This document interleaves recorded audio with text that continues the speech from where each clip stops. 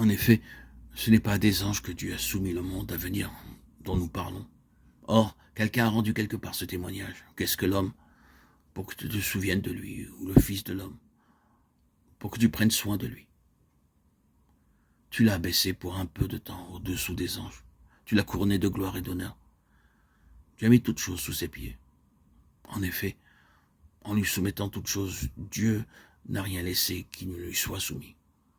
Cependant, nous ne voyons pas encore maintenant que toute chose lui soit soumise. Mais celui qui a été abaissé pour un peu de temps au-dessous des anges, Jésus, nous le voyons couronné de gloire et d'honneur à cause de la mort qu'il a soufferte. Ainsi, par la grâce de Dieu, il a souffert, goûté la mort pour tous. Il convenait en effet que celui pour qui et par qui sont toutes choses, et qui voulait conduire à la gloire beaucoup de fils, et élever à la perfection par les souffrances le prince, le pionnier de leur salut. Car celui qui sanctifie et ceux qui sont sanctifiés sont tous issus d'un seul, ont une seule origine. C'est pourquoi il n'a pas honte de les appeler frères. Hébreux 2, 5, 11. Cette portion des Écritures est un condensé de tout ce que la Bible dit, et surtout de ce que traite le Nouveau Testament. C'est une chose étrange à dire, mais il est vrai qu'à cette heure avancée de la dispensation du Nouveau Testament, notre plus grand besoin en tant que peuple de Dieu, c'est de connaître dans quoi nous sommes entrés, ce que Christ signifie, et à quoi nous sommes appelés en tant que peuple du Seigneur. Nous avons un besoin d'assurance, et ce besoin a plusieurs aspects. Vous serez d'accord pour dire, j'en suis presque sûr, qu'un des aspects de notre besoin, c'est celui-ci, l'assurance.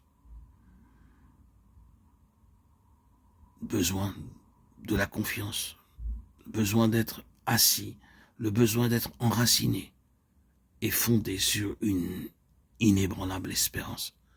Nous tous, nous avons besoin d'être affermis et établis dans la foi, de telle manière que nous ne soyons pas aussi facilement secoués dans nos esprits, ni vacillants dans notre confiance.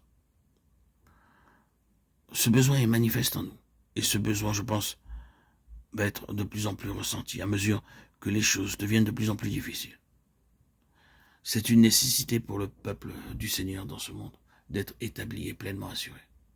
Il y a un besoin de force, de réelle puissance parmi le peuple du Seigneur, de délivrance de la faiblesse, de la fragilité, afin qu'il puisse aller de l'avant, faire des progrès et croître réellement.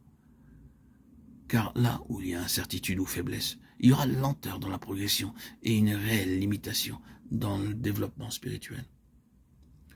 De plus, il y a ce grand besoin de comprendre, surtout de compréhension concernant la manière dont Dieu œuvre et dont Dieu traite son peuple. De savoir pourquoi le Seigneur agit avec eux et avec nous comme il le fait. Il y a ce besoin de saisir la manière de faire du Seigneur et de comprendre les œuvres du Seigneur, qui sont si étranges et souvent si difficiles à discerner pour nous. Ce sont des aspects du grand besoin que nous ressentons tous.